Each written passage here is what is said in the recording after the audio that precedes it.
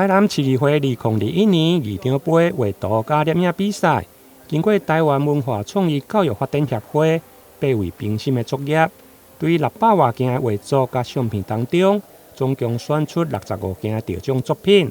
12号下午，伫议会1楼大厅举行颁奖典礼。这次的比赛和以往有些不同，创作的主题呢放宽，除了年底的系列活动以外，还可以用台南市议会的美为主题，所以作品非常的多。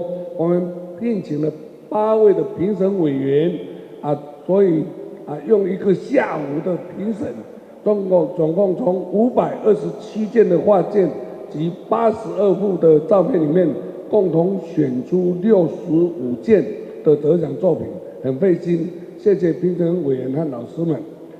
我也希望这个颁奖典礼要不要急着回家，慢慢的欣赏别人的作品，和我们的作品有什么不一样？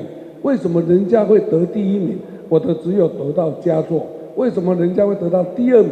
和第1名的差别是在哪里？